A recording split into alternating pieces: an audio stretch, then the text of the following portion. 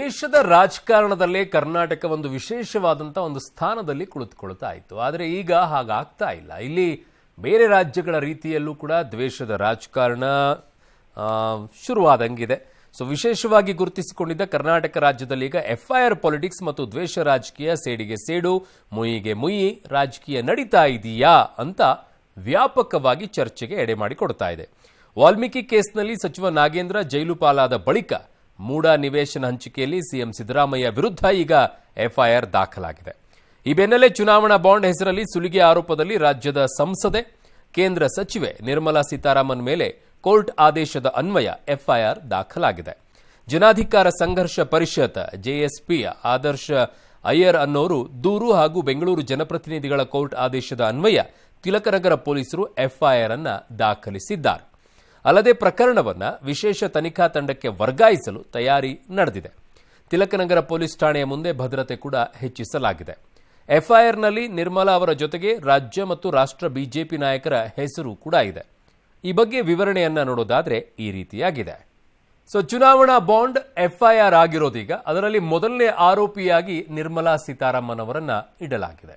ಹೇಗೆ ಮೂಡಾ ಪ್ರಕರಣದಲ್ಲಿ ಸಿದ್ದರಾಮಯ್ಯನವರೇ ಮೊದಲನೇ ಆರೋಪಿಯಾಗಿದ್ದಾರೆ, ಹಾಗೆ ಇಲ್ಲಿ ಚುನಾವಣಾ ಬಾಂಡ್ ವಿಚಾರದಲ್ಲಿ ಈಗ ಮೊದಲನೇ ಆರೋಪಿಯಾಗಿ ನಿರ್ಮಲಾ ಸೀತಾರಾಮನ್ ಅವರನ್ನ ಹಾಕಲಾಗಿದೆ. ಇನ್ನು ಎರಡನೇ ಆರೋಪಿಯನ್ನಾಗಿ ED ಅಧಿಕಾರಿಗಳನ್ನ ಇದರಲ್ಲಿ ಹಾಕಲಾಗಿದೆ. ಎರಡನೇ ಆರೋಪಿಯನ್ನಾಗಿ ED ಅಧಿಕಾರಿಗಳನ್ನ, ಎನ್ಫೋರ್ಸ್ಮೆಂಟ್ ಡೈರೆಕ್ಟರೇಟ್.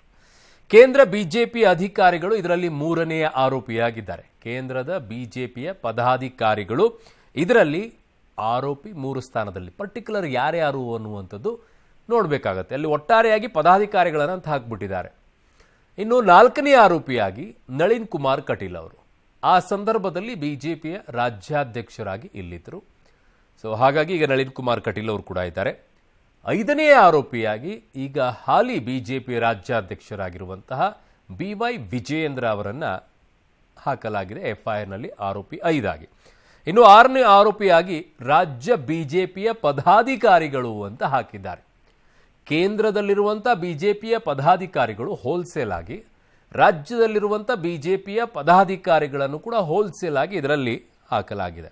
ಯಾವ ಸೆಕ್ಷನ್ಗಳನ್ನು ಇಲ್ಲಿ ಬಳಕೆ ಮಾಡಲಾಗಿದೆ ಈ ಪ್ರಕರಣದಲ್ಲಿ ಅನ್ನೋದಾದರೆ, IPC ಸೆಕ್ಷನ್ 384 ಸುಲಿಗೆಯನ್ನು ಬಳಕೆ ಮಾಡ್ತಿದ್ರು. ಅಲ್ಲ ಸರ್, BNS ಬಂದಾಗಿದೆಯಲ್ಲ, ಮತ್ತೆ IPC ಯಾಕೆ ಅಂತಂದರೆ, ಈ ಘಟನೆ ನಡೆದಿರುವಂಥದ್ದು ಚುನಾವಣಾ ಬಾಂಡ್ ವಿಚಾರ ಬರೋ ಸಂದರ್ಭದಲ್ಲಿ IPC ಸೆಕ್ಷನ್ ಜಾರಿಯಲ್ಲಿತ್ತು, CRPCನೇ ಸೆಕ್ಷನ್ ಜಾರಿಯಲ್ಲಿತ್ತು. ಹಾಗಾಗಿ ಅದನ್ನೇ ಬಳಕೆಯನ್ನು ಮಾಡಿಕೊಳ್ತಾ ಇದ್ದಾರೆ, ಇಂಡಿಯನ್ ಪೆನಲ್ ಕೋಡ್. ಆದರೆ ಭಾರತ ನ್ಯಾಯ ಸಂಹಿತೆಯನ್ನು ಇದಕ್ಕೆ ಬಳಕೆ ಮಾಡಿಲ್ಲ. IPC ಸೆಕ್ಷನ್ 384 ಸುಲಿಗೆ, IPC ಸೆಕ್ಷನ್ 120B ಅಪರಾಧಿಕ ಒಳಸಂಚನ ರೂಪಿಸಿದ್ದಾರೆ ಅನ್ನುವಂಥದ್ದು, IPC ಸೆಕ್ಷನ್ 34 ಸಮಾನ ಉದ್ದೇಶದಿಂದ ಈ ರೀತಿಯಾಗಿ ಮಾಡಿದ್ದಾರೆ ಅನ್ನುವಂಥದ್ದನ್ನು ಅದರಲ್ಲಿ ಸೇರಿಸಿದ್ದಾರೆ. ಹಾಗಿದ್ದಾಗ FIRನ ಹೈಲೈಟ್ಸ್ ಏನಿದೆ ಅನ್ನುವಂಥದ್ದನ್ನು ಕೂಡ ನೋಡ್ಬಿಡೋಣ. ಚುನಾವಣಾ ಬಾಂಡ್ ಹೆಸರಲ್ಲಿ 8,000 ಕೋಟಿ ರೂಪಾಯಿಗಿಂತ ಹೆಚ್ಚು ವಸೂಲಿಯನ್ನ ಮಾಡಲಾಗಿದೆ ಅನ್ನುವಂಥದ್ದು FIRನಲ್ಲಿ ಉಲ್ಲೇಖ ಮಾಡಿದ್ದಾರೆ. ವಸೂಲಿ ಅನ್ನುವಂಥದ್ದನ್ನು, ಐ ರಿಪೀಟ್ ವರ್ಡ್, ವಸೂಲಿ ಅನ್ನುವಂಥದ್ದನ್ನು. ಸೊ ಹಲವಾರು ಕಾರ್ಪೊರೇಟ್ ಕಂಪನಿಗಳ ಮೇಲೆ ರೇಡ್ ಮತ್ತು ಸೀಸ್ ಮಾಡುವಂತಹ ಬೆದರಿಕೆಯನ್ನು ಹಾಕಿ ಈ ರೀತಿಯಾಗಿ ವಸೂಲಿಯನ್ನ ಮಾಡಲಾಗಿದೆ ಅನ್ನುವಂಥದ್ದು ಆರೋಪ. 2019ರಿಂದ 2023ರವರೆಗೆ ಹಲವು ಕಂಪನಿಗಳಿಂದ 230.15 ಕೋಟಿಯನ್ನ ಸುಲಿಗೆಯನ್ನ ಮಾಡಿದ್ದಾರೆ ಅನ್ನುವಂತಹ ಆರೋಪ ಈಗ ಬರ್ತಾ ಇದೆ. ಸೊ ಒಂದು ಕಂಪನಿಯಿಂದಲೇ 49.5 ಕೋಟಿ ರಹಸ್ಯವಾಗಿ ವಸೂಲಿ ಮಾಡಿದ್ದಾರೆ ಅಂತ ಹೇಳಿ, ಇದನ್ನೇ ವರ್ಡ್ ಯೂಸ್ ಮಾಡಿರೋದು ಅಂತ ಹೇಳಿ. ಸೊ ಮೇ 2ರಂದು ದೂರು ದಾಖಲಾಗಿದೆ. 5 ತಿಂಗಳ ಬಳಿಕ ಈಗ FIR ದಾಖಲಾಗಿದೆ. ಹಾಗಿದ್ದಾಗ ಕೇವಲ ಇವರಷ್ಟೇ ಜವಾಬ್ದಾರ ಆಗ್ತಾರ? ಕಾಂಗ್ರೆಸ್ ಪಕ್ಷಕ್ಕೂ ಕೂಡ ಆಲ್ಮೋಸ್ಟ್ 1.5-2 ಕೋಟಿ ಚುನಾವಣಾ ಬಾಂಡ್ನಲ್ಲಿ ಬಂದಿರುವಂಥ ಹಣ. ಹಾಗಿದ್ದಾಗ ಅಲ್ಲಿ ಏನಾಗುತ್ತೆ? ಅಲ್ಲಿ ಯಾರನ್ನ ಸೇರಿಸ್ಕೊಳ್ಬೇಕಾಗತ್ತೆ? ಅದು ವಸೂಲಿ ಅಲ್ಲವೋ ಗೊತ್ತಿಲ್ಲ. ಈಗ ಎಲ್ಲವೂ ಕೂಡ ಚರ್ಚೆಗೆ ಬರಬೇಕು. ಏನೇ ಇದ್ರೂ ಕೂಡ ಈ ಪ್ರಕರಣ ಸುಪ್ರೀಂ ಕೋರ್ಟ್ಗೆ ಹೋಗುತ್ತೆ, ಅಲ್ಲೇ ಇತ್ಯರ್ಥ ಆಗಬೇಕಾಗಿದ್ದು. ಕಾರಣ ಚುನಾವಣಾ ಬಾಂಡ್ ವಿಚಾರ ಸುಪ್ರೀಂ ಕೋರ್ಟ್ನಿಂದನೇ ಬಂತು ಆಬ್ಜೆಕ್ಷನ್ಗಳು. ಹಾಗಾಗಿ ಅದಕ್ಕೆ ಅಲ್ಲಿಂದನೇ ಬ್ರೇಕನ್ನು ಹಾಕಿದ್ದು. ಈಗಲೂ ಕೂಡ ಅದು ಮತ್ತೆ ಹೋಗಬೇಕಾಗಿದ್ದು ಸುಪ್ರೀಂ ಕೋರ್ಟಿಗೆ ಹೋಗುತ್ತೆ. ನೋಡೋಣ ಏನಾಗುತ್ತೆ ಈ ಪ್ರಕರಣದಲ್ಲಿ. ಸೊ ಈ ವಿಚಾರದಲ್ಲಿ ಈಗ ಚುನಾವಣಾ ಬಾಂಡ್ ವಿಚಾರ ಬಹಳ ಚರ್ಚೆಗೆ ಎಡೆ ಮಾಡಿಕೊಟ್ಟಿತ್ತು. ಇದನ್ನು ಅದಕ್ಕೆ ಯಾವುದೇ ರೀತಿಯಾಗಿ ಟ್ಯಾಕ್ಸ್ ಬೆನಿಫಿಟ್ಸ್ಗಳಿಲ್ಲ ಅನ್ನುವಂಥದ್ದು. ಅಂದರೆ ಟ್ಯಾಕ್ಸ್ಗಳನ್ನು ಕಟ್ಟೋ ಹಾಗಿಲ್ಲ, ಅವ್ರ ಪಾಡಿಗೆ ಅವ್ರು ಕೊಟ್ಟು ಬಿಡ್ತಾರೆ. ಇದೊಂದು ರೀತಿಯಾಗಿ ಲೂಟಿ ಹೊಡೆಯುವಂಥ ಕೆಲಸ, ಪಕ್ಷಗಳಿಗೆ ಬರುವಂಥ ದುಡ್ಡಿನ ವಿಚಾರದಲ್ಲಿ ಹೀಗೆ ಹಲವು ರೀತಿಯಾದಂಥ ಟೀಕೆಗಳಿಗೆ ಎಡೆ ಮಾಡಿಕೊಟ್ಟಿತ್ತು. ಬಟ್ ಇದನ್ನು ವಸೂಲಿ ಅನ್ನುವಂಥದ್ದಿದೆ. ಅಂದರೆ ತನಿಖಾ ಸಂಸ್ಥೆಗಳನ್ನು ಬಿಟ್ಟುಬಿಟ್ಟು ಅವರಿಂದ ದುಡ್ಡು ವಸೂಲಿ ಮಾಡುವಂಥ ಕೆಲಸ ಅಂತ ಹೇಳಿ ಈಗ FIR ಹಾಕಿದ್ದಾರೆ. ಪ್ರಕರಣ ಹೇಗೆ ಹೋಗುತ್ತೆ ಅನ್ನುವಂಥದ್ದನ್ನು ನೋಡೋಣ. ಎಲೆಕ್ಟ್ರಲ್ ಬಾಂಡ್ ವಿಷಯದಲ್ಲಿ ಅದ್ರ ವಿರುದ್ಧ ನಾವು ಒಂದು ಸುಲಿಗೆ ಕಂಪ್ಲೇಂಟ್ ಹಾಕಿದ್ವಿ. DCP ಸೌತ್ ಈಸ್ಟ್ ವರೆಗೂ ಕಂಪ್ಲೇಂಟ್ ಹಾಕಿದ್ವಿ. ಅದ್ರ ಮೇಲೆ ಏನೂ ಆಕ್ಷನ್ ಆಗ್ಲಿಲ್ಲ. ಮ್ಯಾಜಿಸ್ಟ್ರೇಟ್ ಕೋರ್ಟ್ ಅಲ್ಲಿ ಫೈಲ್ ಮಾಡಿದ್ವಿ. 4 ರಿಂದ 5 ತಿಂಗಳಾದ್ಮೇಲೆ ಒಂದು ಆರ್ಡರ್ ಆಗಿದೆ. ಈ ಎಲೆಕ್ಟ್ರಲ್ ಬಾಂಡ್ ಉಪಯೋಗಿಸಿ ED ಅಫಿಷಿಯಲ್ಸ್ ಅನ್ನ, IT ಅಫಿಷಿಯಲ್ಸ್ ಅನ್ನ ಯೂಸ್ ಮಾಡಿಕೊಂಡು ಅವರಿಂದ ಹಣ ದೋಚಿದ್ದಾರೆ. ಇದು ಗುರುತರವಾದ ಅಪರಾಧ. ಯಾವ ಕಂಪನಿ ಮೇಲೆ ಅರೆಸ್ಟ್ ಆಗಿದೆ ಅಥವಾ ರೇಡ್ ಆಗಿದೆ, ಬೇಲೆಗಳು ಕೊಟ್ಟಿದ್ದಾರೆ, ಅದನ್ನೆಲ್ಲ ನಾವು ಸ್ಟಡಿ ಮಾಡಿ 15 ರಿಂದ 18 ಪ್ರಕರಣಗಳು ನಮಗೆ ಕಂಡು ಬಂದಿದೆ ವಿತ್ ಡಾಕ್ಯುಮೆಂಟೇಶನ್. ಇವತ್ತು FIR ಮಾಡಿರೋದು ಒಂದು ಸಂತೋಷದ ಸಂಗತಿ ಅಂತ ಹೇಳ ಬಯಸ್ತೇನೆ. ED ಅಫಿಷಿಯಲ್ಸ್ ಬಿಟ್ಟು ಬೆದರಿಸಿ ಈ ದುಡ್ಡಿಗೆ ತೆರಿಗೆನೇ ಇರಲ್ಲ, ಅದೇ ಸಮಸ್ಯೆ ಆಗ್ತಿರೋದು. ಜನ ನಮಗೆಲ್ಲ ಕಟ್ತೀರಾ, ಇವ್ರಿಗೆ ಯಾಕಿಲ್ಲ ಪಕ್ಷಗಳಿಗೆ ಅನ್ನೋದು. ನೋಡೋಣ ಆ ವಿಚಾರದಲ್ಲಿ ಏನಾಗುತ್ತೆ ಅಂತೇಳಿ. ಸೊ ಇದಕ್ಕೆ ಈಗ ಏನಾಗಿದೆ, ಎಲೆಕ್ಷನ್ ಬಾಂಡ್ ವಿಚಾರವಾಗಿ ಕಾಂಗ್ರೆಸ್ BJP ಮಧ್ಯೆ ರಾಜಕೀಯ ಕೆಸರೆರಚಾಟ ಶುರುವಾಗಿದೆ. ಸೋನಿಯಾ ಮತ್ತು ರಾಹುಲ್ ಖರ್ಗೆ ಮೇಲೂ ಕೂಡ FIR ಹಾಕಬೇಕಾಗತ್ತೆ ಅಂತ, ಸೋನಿಯಾ ರಾಹುಲ್ ಅರೆಸ್ಟ್ ಆಗ್ತಾರೆ ಅಂತ ಕೇಂದ್ರ ಸಚಿವ ಪ್ರಹ್ಲಾದ್ ಜೋಶಿ ಅವರ ಆರೋಪ ಇದು. ನಿರ್ಮಲಾ ಸೀತಾರಾಮನ್ ತಮ್ಮ ಕುಟುಂಬಕ್ಕೆ ಬಾಂಡ್ ಪಡೆದಿಲ್ಲ ಅಂತ ನಿರ್ಮಲಾ ಪರ R ಅಶೋಕ್ ಅವರು ಬ್ಯಾಟ್ ಬೀಸಿದ್ದಾರೆ. ಆದರೆ ಈ ಬಗ್ಗೆ ಹೆಚ್ಚು ಮಾಹಿತಿ ಇಲ್ಲ, ತಿಳಿದುಕೊಂಡು ಮಾತನಾಡ್ತೀವಿ ಅಂತ ಮಲ್ಲಿಕಾರ್ಜುನ್ ಖರ್ಗೆ ಅವರು ಮತ್ತೆ DK ಶಿವಕುಮಾರ್ ಹೇಳಿದ್ದಾರೆ. ಮೋದಿ ಅವರು ಮತ್ತೆ ನಿರ್ಮಲಾ ರಾಜೀನಾಮೆಗೆ ಕುಮಾರಸ್ವಾಮಿ ಅವರು ಒತ್ತಾಯಿಸಲಿ ಅಂತ ಸಚಿವೆ ಲಕ್ಷ್ಮೀ ಹೆಬ್ಬಾಳ್ಕರ್ ಅವರು ಆಗ್ರಹಿಸಿದ್ದಾರೆ. ಇಲೆಕ್ಟ್ರಲ್ ಬಾಂಡ್ ವಿಚಾರದಲ್ಲಿ FIR ಆಗ್ಬೇಕಂತಂದ್ರೆ ರಾಹುಲ್ ಗಾಂಧಿ, ಸೋನಿಯಾ ಗಾಂಧಿ ಮೇಲೂ ಆಗಬೇಕಾಗುತ್ತೆ. ಭಾರತದ ಪಾರ್ಲಿಮೆಂಟ್ನಲ್ಲಿ ಪಾಸ್ ಆದ ಕಾನೂನಿನ ಪ್ರಕಾರ ವೈಟ್ ದುಡ್ಡನ್ನು ಕೊಟ್ಟಿದ್ದಾರೆ. ಇವರಂಗ ಬ್ಲ್ಯಾಕ್ ದುಡ್ಡು ತೊಗೊಂಡು ಮಾಡಿಲ್ಲ. ಅದನ್ನು ಓಕೆ, ಸುಪ್ರೀಂ ಕೋರ್ಟ್ ಹೇಳ್ತೀವಿ, ನಾವು ಸುಪ್ರೀಂ ಕೋರ್ಟ್ನ ಆದೇಶವನ್ನು ಸ್ವೀಕಾರ ಮಾಡಿದ್ದೀವಿ. ಭಾರತದ ಸಂವಿಧಾನದ ಪ್ರಕಾರವಾಗಿ ಕಾನೂನನ್ನು ಪಾಸ್ ಮಾಡಿ ಡೊನೇಷನ್ ಅನ್ನು ತೆಗೆದುಕೊಂಡಿರೋದು. ನಮಗೆ ಒತ್ತಾಯಪೂರ್ವಕವಾಗಿ ಡೊನೇಷನ್ ತೊಗೊಂಡ್ರೆ ಅವ್ರು ದೂರು ಕೊಡಬೇಕು. ಮತ್ತು ಅನೇಕ ಸರ್ತಿ ಕೋರ್ಟ್ ಸೋಮಟ್ಟು ಕೇಸ್ ತಗೋತದ. ಇಲ್ಲ ಅಂತಂದ್ರೆ ಮುಂದೆ ಏನು ಮಾಡ್ಬೇಕಂತ ಪಕ್ಷದಲ್ಲ ಎಲ್ಲರ ಜೊತೆಗೆ ಚರ್ಚೆ ಮಾಡಿ ನಾವು ನಿರ್ಣಯ. ನೀವು ತಗೊಂಡಿದ್ದೀರಲ್ಲ, ಎಲ್ಲ ಪೊಲಿಟಿಕಲ್ ಪಾರ್ಟಿನೂ ತಗೊಂಡಿದ್ದಾರಲ್ಲ. ಅವರು ಸ್ವಜನ ಪಕ್ಷಪಾತ ಮಾಡಿಲ್ಲ. ನಿರ್ಮಲಾ ಸೀತಾರಾಮ್ ಅವರು ಅವರ ಫ್ಯಾಮಿಲಿಗೆ ತಗೊಂಡಿದ್ರೆ ನೀವು ಹೇಳ್ಬೋದಾಯ್ತು. ನೋಡಿ, ನಾನು ಹೇಳ್ತೀನಿ, ಯಾಕಂದ್ರೆ when we have to react with facts and figures ನಾವು ಹೇಳಬೇಕು. ಬೇರೆಯವರಂಗೆ ಸುಮ್ಮನೆ ಒಬ್ಬರ ಮೇಲೆ I will find out, definitely I will react. ನನಗೆ ಇದು that is out of my, ನನಗಿನ್ನ ಅದ್ರ ಬಗ್ಗೆ ವ್ಯಾಪಕವಾಗಿ ನನಗೆ ಗೊತ್ತಿಲ್ಲ. But electoral bond Congress party oppose ಮಾಡಿದ್ರು, ಅದ್ರ ಮೇಲೆ FIR ಮಾಡಿದ್ರು. I don't know who has filed nothing. I have no idea on that. ಮೊದಲು ಅವರು ಕುಮಾರಸ್ವಾಮಿ ಅವರ ರಾಜೀನಾಮೆಗೆ ಒತ್ತಡ ಮಾಡಲಿ, ನಿರ್ಮಲಾ ಸೀತಾರಾಮನ್ ಅವರ ರಾಜೀನಾಮೆಗೆ ಒತ್ತಡ ಮಾಡಿ, ನರೇಂದ್ರ ಮೋದಿಜಿ ಅವರ ರಾಜೀನಾಮೆಗೆ ಒತ್ತಡ ಮಾಡಬೇಕು. ಡೊನೇಷನ್ ವಿಚಾರದಲ್ಲಿ ಪ್ರಹ್ಲಾದ್ ಜೋಶಿ ಅವರು ಮಾತನಾಡ್ತಿದ್ರು. ಸರ್ ಕರೆಕ್ಟ್, ನೀವು ಡೊನೇಷನ್ ಪಡ್ಕೊಂಡಿದ್ದೀರಾ, ಬಟ್ ಡೊನೇಷನ್ ಅನ್ನ ಕೊಟ್ಟಂತವ್ರು ಯಾರು ಅನ್ನೋದನ್ನ ಯಾಕೆ ತೋರಿಸಲ್ಲ, ಅದನ್ನು ಹೇಳ್ಬೇಕಲ್ಲ. ಮತ್ತು ಟ್ಯಾಕ್ಸ್ ಅದರಲ್ಲಿ ಬೆನಿಫಿಟ್ ಯಾಕೆ ತಗೊಳ್ಬೇಕು, ಯಾಕೆ ಟ್ಯಾಕ್ಸ್ ಅಡಿಯಲ್ಲಿ ಬರೋದಿಲ್ಲ, ಕೆಲವೊಂದು ತಂದಿದೆ, ಕೆಲವೊಂದು ತಂದಿಲ್ಲ. ಇದಕ್ಕೆ ಒಂದಿಷ್ಟು ಅನುಮಾನಗಳಿಗೆ ಎಡೆ ಮಾಡಿಕೊಟ್ಟಿದ್ದು. ಅದು ನಿಮಗೆ ಬೇಕಾಗಿರುವಂಥವ್ರು ಯಾವುದೋ ರೂಪದಲ್ಲಿ ಬರುತ್ತೆ ಅಂಥೇಳಿ. ಸೊ ಅದೊಂದು ಕ್ಲಿಯರ್ ಪಾರದರ್ಶಕ ಆಗಲಿ ಅನ್ನೋದನ್ನು ಕೂಡ ಕೋರ್ಟ್ ಹೇಳಿತ್ತು. ಆ ನಿಟ್ಟಿನಲ್ಲಿ ನೋಡಿ ಏನು ಮಾಡ್ತೀರಾ. ಇನ್ನು CM ಸಿದ್ದರಾಮಯ್ಯ ಮತ್ತು ಕೇಂದ್ರ ಸಚಿವ ಕುಮಾರಸ್ವಾಮಿ ಅವರ ವಿರುದ್ಧ ನೇರ ಫೈಟ್ ಶುರುವಾಗಿದೆ. ಕುಮಾರಸ್ವಾಮಿ ವಿರುದ್ಧವೂ ಕೂಡ ಡಿನೋಟಿಫಿಕೇಶನ್ ಕೇಸ್ ಇದೆ. ರಾಜೀನಾಮೆ ಕೊಡಲಿ ಎಂದಿದ್ದ CMಗೆ ಕುಮಾರಸ್ವಾಮಿ ಅವರು ತಿರುಗೇಟ್ ಕೊಟ್ಟಿದ್ದಾರೆ. ನನ್ನನ್ನು ಜೈಲಿಗೆ ಕಳುಹಿಸೋಕೆ ಈ ಸರ್ಕಾರ ಹುನ್ನಾರ ಮಾಡ್ತಾ ಇದೆ. 12 ವರ್ಷದ ಹಳೆ ಕೇಸ್ನಲ್ಲಿ ಈಗ ಜೈಲಿಗೆ ಕಳಿಸೋಕ್ಕಾಗತ್ತಾ? ರಾಜೀನಾಮೆ ಕೊಡೋ ಸಂದರ್ಭ ಬಂದರೆ ನಾನೇ ರಾಜೀನಾಮೆ ಕೊಡ್ತೀನಿ. ನನ್ನ ಬಳಿ ಇರೋ ದಾಖಲೆ ಬಿಟ್ಟರೆ 5-6 ಸಚಿವರು ರಾಜೀನಾಮೆ ಕೊಡಬೇಕಾಗತ್ತೆ ಅಂತ ಮತ್ತೆ ಸುಮ್ಮನೆ ಹಂಗೊಂದು ಹೇಳಿದ್ದಾರೆ. ಕೊಟ್ಬಿಡಿ ಸರ್ ದಾಖಲೆಗಳನ್ನು, ಯಾಕೆ ಸುಮ್ಮನೆ ಇಟ್ಕೊಂಡು ಹೇಳ್ತಾ ಇದ್ದೀರಾ? ಅಲ್ಲದೆ ದೇವೇಗೌಡರ ಕಣ್ಣಲ್ಲಿ ನೀರು ಹಾಕಿಸಿದವರು ನಾಶ ಆಗ್ತಾರೆ, ಈಗ ಅದೇ ಆಗ್ತಿದೆ ಅಂತ ಸರ್ಕಾರಕ್ಕೆ ಕುಮಾರಸ್ವಾಮಿ ಅವರು ಶಾಪ ಹಾಕಿದರು. ಇನ್ನು SIT ಮುಖ್ಯಸ್ಥ ADGP ಚಂದ್ರಶೇಖರ್ ವಿರುದ್ಧವೂ ಕೂಡ ಹೇಳಿದರು. ಮಾನ್ಯತಾ ಟೆಕ್ ಪಾರ್ಕ್ ಬಳಿ 38 ಫ್ಲೋರ್ನ ಮನೆ ಕಟ್ತಾ ಇದ್ದಾರೆ, ಅದು ಕೂಡ ರಾಜಾ ಕಾಲುವೆ ಮೇಲೆ ಅಂತ ಹೇಳಿ. ಹಿಂದೆ ಚಂದ್ರಶೇಖರ್ ಮೇಲೆ FIR ಆಗಿದೆ, ತನಿಖೆ ಮಾಡಿ ಅಂತ ಸರ್ಕಾರಕ್ಕೆ ಸವಾಲು ಹಾಕಿದ್ದಾರೆ. ಮೈಸೂರಿನಲ್ಲಿ ಮುಖ್ಯಮಂತ್ರಿ ಸಿದ್ದರಾಮಯ್ಯನವರು ಪ್ರತಿಕ್ರಿಯಿಸಿ, ಕುಮಾರಸ್ವಾಮಿ ಆರೋಪಗಳಿಗೆ ನಾನು ಉತ್ತರ ಕೊಡಬೇಕು ಅಂತ ಏನಿಲ್ಲ ರೀ ಅಂತ ಅವ್ರು ಹೇಳಿದ್ದಾರೆ. ಈ ಕಡೆ DK ಶಿವಕುಮಾರ್ ಅವರು ದಾಖಲೆ ಬಿಡಬೇಡಿ ಅಂತ ಅವರನ್ನು ಯಾರಾದರೂ ಹಿಡ್ಕೊಂಡಿದ್ದಾರಾ? ಇನ್ನು CM ಕಾನೂನು ಸಲಹೆಗಾರ ಪೊನ್ನಣ್ಣ ಅವರು ಮಾತನಾಡಿ, ಲೋಕಾಯುಕ್ತ ಸ್ವತಂತ್ರ ಸಂಸ್ಥೆ ಅಲ್ವಾ, ದಾಖಲೆ ಬಿಡಲಿ, ಅದು ಯಾವ ಸಚಿವ ರಾಜೀನಾಮೆ ಕೊಡ್ತಾರೆ ನೋಡೋಣ ಅಂತ ಅವರು ಹೇಳಿದ್ದಾರೆ. 12 ವರ್ಷ ಆಗಿದೆ. 12 ವರ್ಷದಿಂದ ಕಡುಬು ಕಡಿತಾರ, ಅದು ಹಿಡ್ಕೊಂಡು ನನ್ನ ತನಿಖೆ ವರದಿನ 12 ಇಯರ್ಸ್ ಇಂದ ರಾಜೀನಾಮೆ ಕೊಡಬೇಕಾಗಿ ಬಂದಾಗ ನಾನೇ ಕೊಡ್ತೀನಿ ರಾಜೀನಾಮೆನ. ನನ್ನ ಹತ್ರ ಡಾಕ್ಯುಮೆಂಟ್ ಬಿಟ್ರೆ ಇನ್ನೂ 6 ರಿಂದ 7 ಜನ ಮಂತ್ರಿಗಳು ರಾಜೀನಾಮೆ ಕೊಡಬೇಕಾಗುತ್ತೆ. ದೇವೇಗೌಡರ ಕಣ್ಣಲ್ಲಿ ನೀರು ಹಾಕ್ಸಿದ್ರೆ ಈ ಸರ್ಕಾರ ಯಾವ ರೀತಿ ಭಸ್ಮ ಆಗುತ್ತೆ ಅಂತಕ್ಕಂಥದ್ದು ಭಗವಂತ ಮಾಡ್ತಾನೆ. ಭಗವಂತ ಮಾಡಿದ್ದಾನೆ ಈಗಾಗಲೇ.